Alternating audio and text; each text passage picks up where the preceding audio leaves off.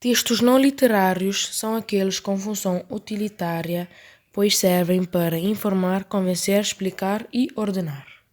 Características de textos não literários. Tem uma função utilitária, transmite a mensagem com objetividade, dá mais importância ao conteúdo e predomina a linguagem denotativa. O requerimento surge como um documento com suposto apoio legal específico para fazer uma solicitação. A estrutura de um requerimento. Em primeiro, abertura, no segundo, encadeamento, terceiro, no fecho. A abertura surge o vocativo ou o destinatário com referência ao cargo ou à função. Por exemplo de abertura num requerimento. Excelentíssima Senhora Diretora do Centro Educativo Miraflores.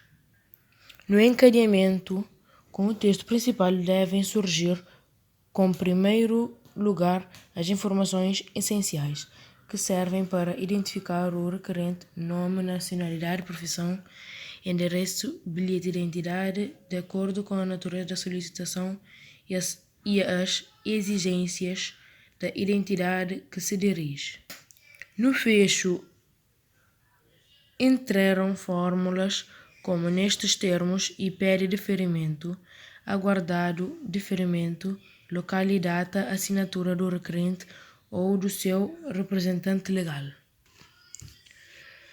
Relatório. Tendo por objetivo apresentar as conclusões de uma pesquisa ou comunicar uma atividade desenvolvida ou ainda em desenvolvimento, o relatório é uma exposição escrita, minuciosa e circunstanciada relativa a um assunto ou facto ocorrido. Estrutura de um relatório.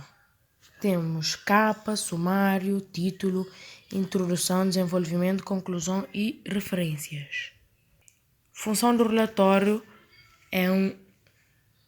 O relatório é um documento que apresenta um resumo de atividades realizadas, bem como os ganhos, os dados e os resultados.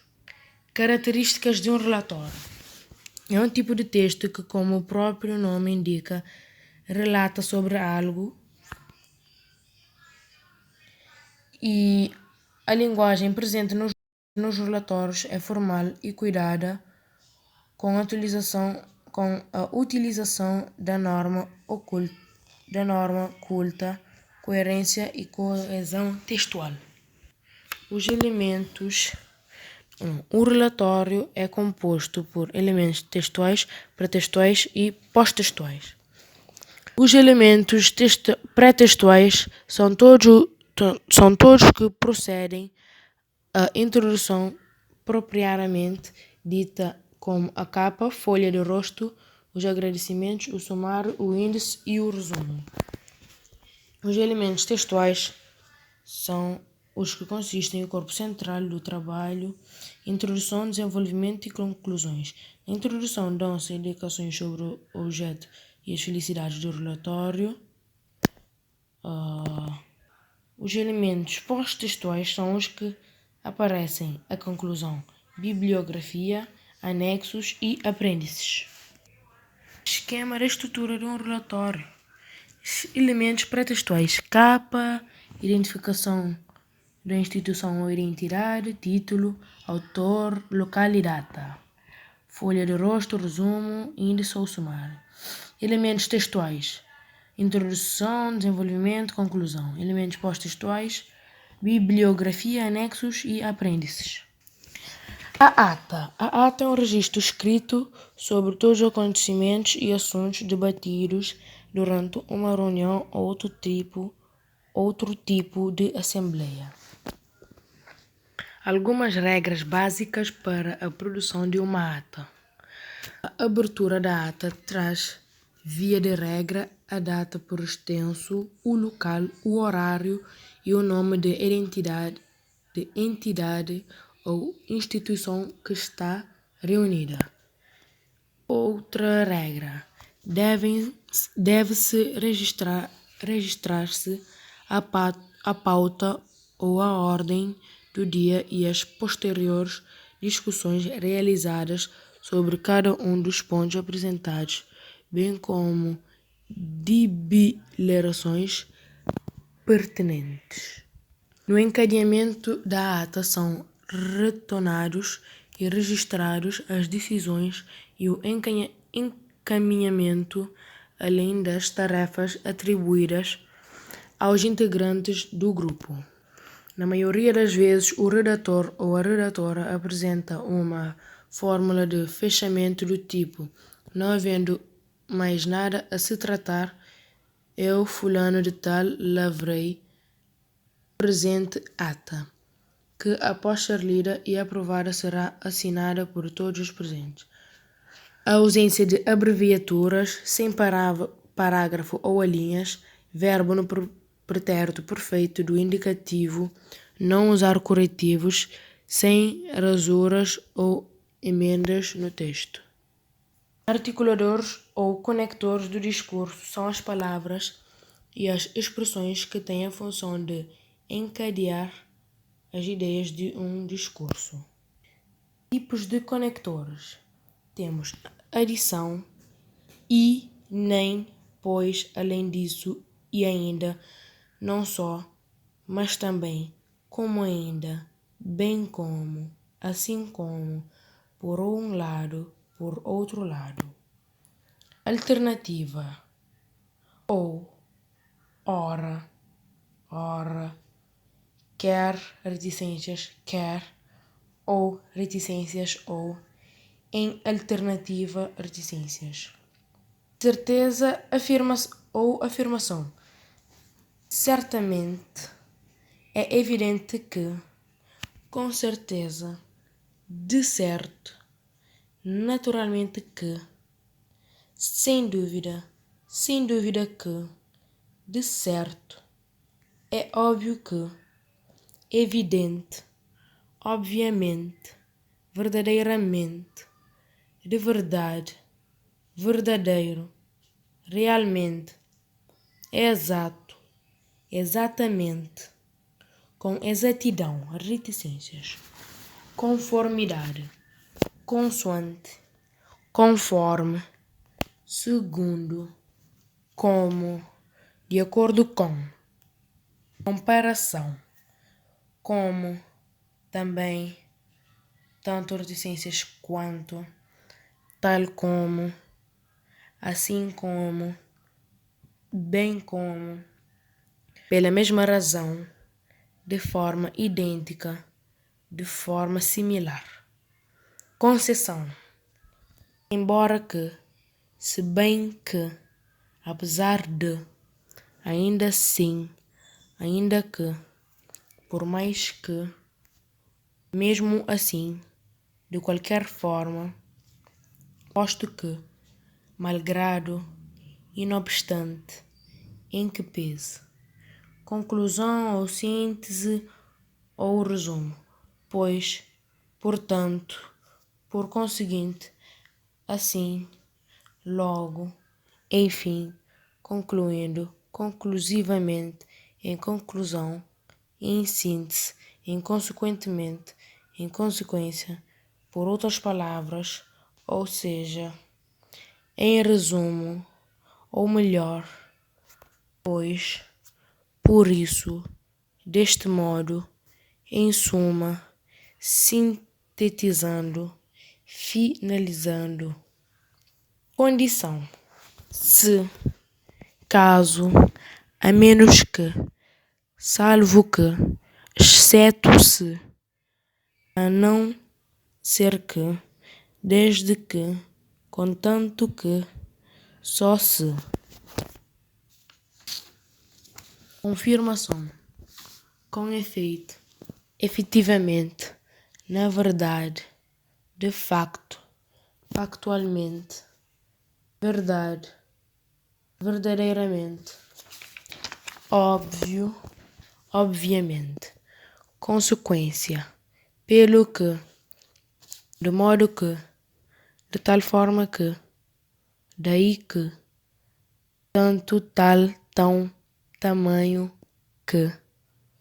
Por tudo isso, consequentemente, por conseguinte, como consequência, dúvida, talvez, possivelmente, provavelmente, é provável que, porventura, acaso. Explicitação.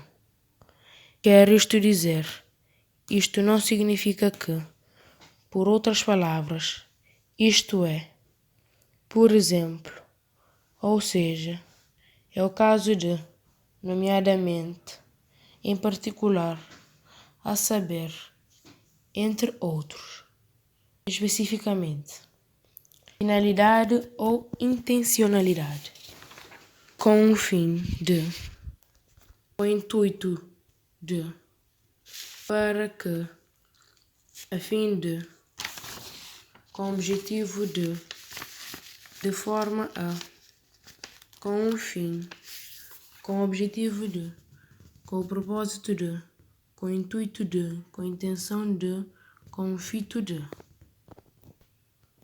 Opinião. Na minha opinião, a meu ver, em meu entender, parece-me que estou em crer que oposição ou contraste, mas também, porém, todavia, contudo, no entanto, contrariamente, ao invés de, pelo contrário, por oposição, oposto, opostamente, entretanto, de outro modo, ao contrário, não obstante, por outro lado, proporção ou proporcionalidade, ao passo que, à medida que, a proporção que, quanto mais, tanto mais e enquanto. Reafirmação, ou seja, ou melhor, por outras palavras, com efeito, efetivamente, na verdade, de fato, de tato. Resumo, em suma, em resumo, resumidamente, por último, concluindo, para terminar, em conclusão, em síntese, finalizando. Reformulação. Quer dizer, mais corretamente, mais precisamente, ou melhor dito de outro modo, numa palavra, noutros termos e por outras palavras. Sequência temporal temos, começando, primeiramente, para começar, em primeiro lugar, num primeiro momento, antes de, em segundo lugar, em seguida, logo após, depois de, então após, de seguida, dia mais tarde, mês depois, anos após. Sequência espacial: à esquerda, à direita, à frente, atrás, sobre, sob, de um lado, de outro lado, em cima, no meio, embaixo, naquele sítio. Tempo: quando, enquanto, até que, antes que, logo que, assim que, depois que, sempre que, desde quando, todas as vezes, senão quando, ao tempo que, mal. Negação: não, nunca, tampouco, jamais, nada, ninguém, de modo algum, de jeito nenhum, em hipótese alguma. Designação: eis, ver, aqui está. Realce: cá, lá, só, é que, ainda, mas. Causa: pois que, porque, por causa de, dado que, já que, uma vez que, por quanto e como. Inclusão ou exclusão: também, até, mesmo, inclusive, só salvo, menos, apenas, senão, exclusive, fora, tirante, se quer. O memorando é um texto de caráter empresarial ou institucional que serve para estabelecer comunicados e avisos entre setores internos ou filiais. Um memorando pode servir tanto para estabelecer uma comunicação interna, ou seja, transmitir mensagens entre os setores internos de determinada empresa ou instituição. Característica e estrutura do memorando. A principal característica do memorando é sua agilidade comunicativa, já que dentro dos gêneros textuais do contexto profissional empresarial, ele se destaca na sua facilidade burocrática. Também por seu caráter formal, o documento utiliza a linguagem escrita na modalidade padrão. O memorando, no geral, organizam-se uma estrutura básica comum que diverge somente no assunto da mensagem ou contexto, que é o corpo central do gênero e que transmite de fato o aviso, a solicitação ou a reclamação.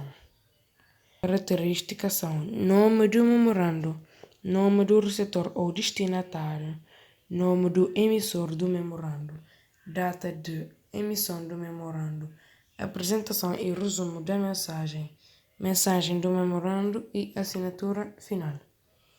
Tipos de memorando. O memorando ainda pode ser subdividido em tipos, como por exemplo, memorando interno. O memorando interno serve para comunicar avisos, novas regras, atualizações de algum setor do trabalho, etc. Ou seja, estabelece uma comunicação interna entre departamentos e funcionários de uma mesma empresa ou instituição. E outra temos memorando externo, também chamado de memorando oficial, serve para emitir ordem ou aviso ou solicitação para diferentes departamentos. Esse tipo se organiza da seguinte forma. Inicia-se com o número do documento e a sigla que identifica sua origem, localizados no canto esquerdo superior da página. Em sequência, segue-se a informação da data e o vocativo. Como se faz um memorando? Para fazer um memorando é preciso, antes de tudo, identificar qual dos tipos será utilizado para que se possa estruturar o texto de modo adequado. Assim escolhido o tipo, o autor deve preencher as informações contextuais, como data, local, destinatário, número ou nome do documento. No corpo do documento deve-se apresentar a mensagem central que necessita ser transmitida. Ela deve ser escrita de modo formal, cordial e sucinto. Assim, deve-se evitar todo tipo de informação ou diálogo desnecessário e coloquial. É importante relembrar que a característica central do memorando é a sua agilidade. Desse modo, mensagem curta e direta. Níveis de língua. Os registros de língua ou variações diafásicas resultam da adequação do uso de língua a cada situação particular de comunicação. Registro popular. Registro ou nível de língua popular. Este registro está associado a grupos socioculturais menos letrados ou pouco escolarizados e pode, por isso, ser considerado uma variante diastrática. Normalmente, as pessoas que utilizam não conseguem mudar para outro registro quando a situação de comunicação assim o exigiria. Registro familiar é utilizado em situações de informalidade em família ou entre amigos. Os amigos emprega um vocabulário simples, pouco variado e construções frásicas igualmente simplificadas. Tudo bem? Como por exemplo, tudo bem. Deixando transparecer emoções, afetividade. Como por exemplo, tá igualzinho. obrigadinho. Apresenta expressões idiomáticas. Por exemplo, ele não me passou o cartão. Estou-me nas tintas. E abreviaturas que simplifiquem a pronúncia e facilitem a escrita, como tive e pra, em vez de estive e para. E tende a ser escrito apenas em mensagens informais. Registro corrente corresponde ao tipo de discurso utilizado nas situações do cotidiano, sempre que comunicamos com alguém que não conhecemos bem. Registro cuidado é o que escolhemos em ocasiões formais ou solenes, comunicações, discursos políticos, conferências científicas, etc., quando pretendemos causar a melhor impressão possível e há uma grande distância social a separar-nos dos nossos interlocutores.